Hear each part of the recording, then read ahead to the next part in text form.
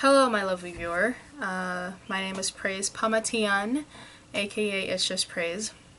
For this video, I hope it doesn't turn into a rant, but more of a passionate message, I guess. But this video is inspired by Carter Reynolds, his mistakes, his fans, etc. At first, I didn't want to use his name. I wanted to use a code name like Chris or something, because I don't want to give him any more fame than he already has, but I also want people to know who he is, and I guess the only way of doing that is by saying his real name. So let's just get into it.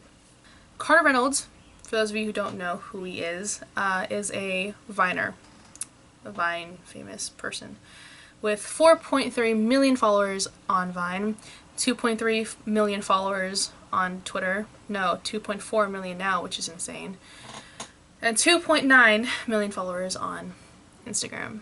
I never really paid any attention to him before this. I just thought he was another obnoxious douchebag that got famous because of his looks, and I was pretty accurate, if I do say so myself. But the reason he's on everyone's minds and timelines is because a few weeks ago, a video leaked. In this video, he's with his, at the time, girlfriend, who was also underage at the time, Maggie. So in this video, we just see them goofing off and talking, and you can tell that she's not in a completely sober state of mind. Carter, being the cameraman, films this. And yeah, they were just talking and goofing around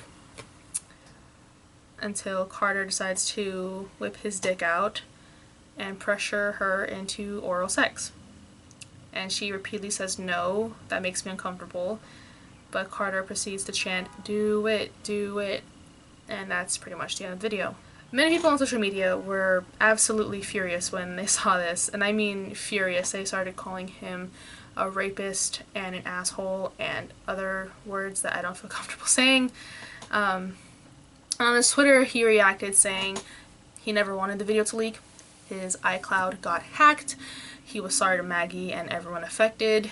He shouldn't have spoken to Maggie this way, etc. You know, rereading these tweets as I'm screenshotting them, or screen shooting them, don't know the accurate tense for that, I start to think, okay, maybe he genuinely was sorry and he fully understood his mistakes. But my amazing quality of giving someone the benefit of the doubt was wrong, yet again. He then tweeted later what he did was wrong and he understood that, but he never forced her to do anything that she wasn't comfortable with. And then we all proceeded to go on about our days. And he just... and, you know, I disliked him. I didn't hate him at this point. And life went on. And okay, I found this tweet very funny, because at least he was admitting it, and he just tweeted things that were attempts to be seen as relatable, but very, very ironic. And then one night he starts tweeting about Maggie, saying how much he missed her and still loves her and all of that. But on another night, Carter decided to go on YouNow, which for those of you who don't know is a live streaming thing that YouTubers and Viners use to talk to their fans and talk to them. And in the live stream, Carter gets a phone call. He mutes the YouNow and starts arguing with someone.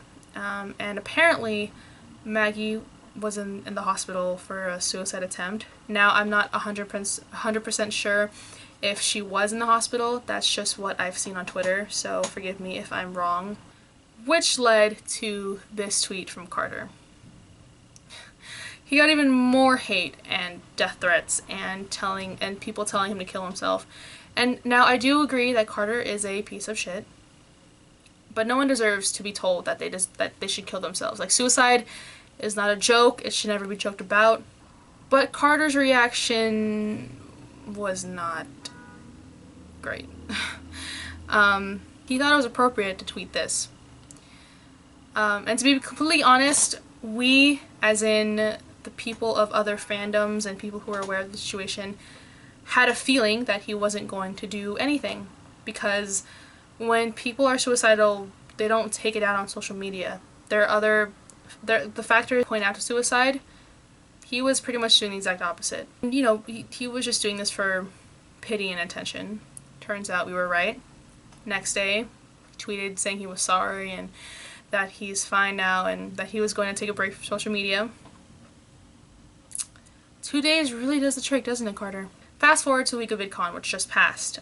Now, no one, by no one, I guess me, but I guess it was like a general understanding that we thought that Carter would never show his face to any public place where there are a lot of people, like a big gathering. We were wrong, because my friend Fiora was FaceTiming me because I was trying to live vicariously through her because I wasn't at VidCon this year, and she saw Carter there on his hoverboard, and I instantly got furious because it's just the fact that he had the nerve to show up to VidCon was appalling to me. And okay, so with the Sam Pepper situation, he got more outspoken opinions because he was a YouTuber that people admired. Carter's a Viner, so I guess people felt like it wasn't their place to say anything, except for Orion. She's awesome. She's great. I admire her a lot. But I guess Carter pissed off enough people for Hank to step in and say, and tweet him, that he needs him to not show up on the following days. And Hank didn't attack Carter, but he felt like it was the mature thing to react like this.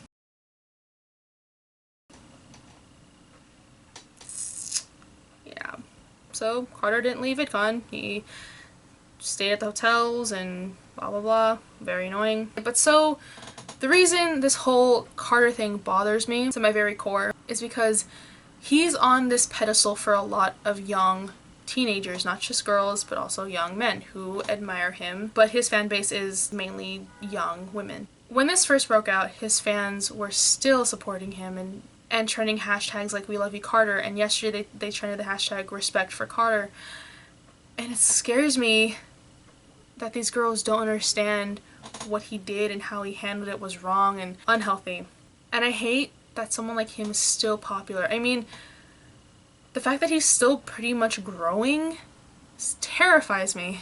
It's like he can do no wrong in his fans' eyes. I mean, there was even a tweet from his fan that said that she didn't mind if Carter raped her because he saved her life.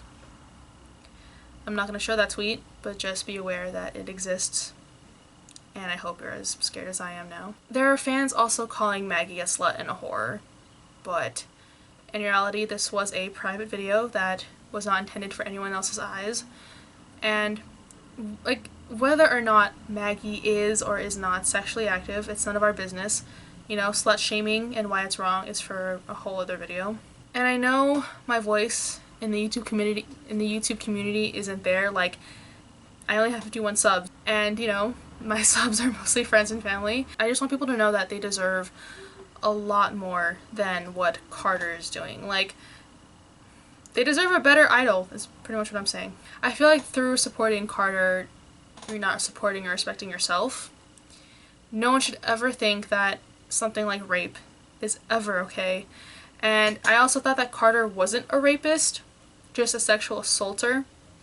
But my mutual informed me that, or reminded me that he could be tried as a statutory rapist. So, but to all the young women and guys out there, just know that rape is never a thing to try and justify, whether, you know, regardless of which end you are, whether you are the potential assaulter or the potential victim. God forbid that any of you become a victim of this. But if you know someone that is a rape victim or a sexual assault victim, just give them all the love that you can give, because they deserve all the love that they can get. And they 110% do not deserve any kind of blame placed on them. And I mean, no matter what they were wearing, what they were doing, whether or not they were sober, no one ever deserves to be traumatized like that. Even in the middle of sexual interaction, even if you're in the middle of doing something, like you're literally mid-thing, you can still change your mind. You have the right to change your mind and say, wait, no, I'm uncomfortable, can we stop? That's your right. No means no. Silence means no. No doesn't mean I'm trying to play hard to get. No doesn't mean I want you to try and make me want you. No means no. Even maybe says no. Unless you hear a definite yes, I want to do this throughout, don't do anything. Do not touch them. Do not talk to them in any way to guilt them. Just no means no. Just respect people's wishes. Be a decent, good human being. And if you have an audience that's easily impressionable, whether it be on a social media platform, or your siblings, or your cousins, or your friends, or anyone that you care about, even the people you don't care about, just try and guide them into a path of knowing right from wrong. And you know what? Most of the time, right from wrong is usually a no-brainer, but there are gray areas, and I'm not saying rape or sexual assault is a gray area. I mean, like, I've been in situations, like every bad situation I've ever been in, every single time I have always asked myself, did I do something wrong? Could I have done something differently? Could I have worn something else? Could I have said something else? And no, I'm not a victim of rape or anything along those lines. Just know that things are never one-sided and you're not to blame. I just want all of you to be aware of your actions and the people around you, their actions, and just try to do as much good as you possibly can, because honestly, we need more of that right now. We need to put out more love and general happiness into the world. And I hope you learned something from this video, and if you feel like someone in your life needs to hear this, then feel free to share this with them. I just want people to be aware of what's happening, because this is never going to go away. Things like this are never going to go away. It's our job to be aware and to help educate those who don't know what's going on, especially people like this. So I will see you next week with a hopefully lighter video. I love you guys, and stay safe.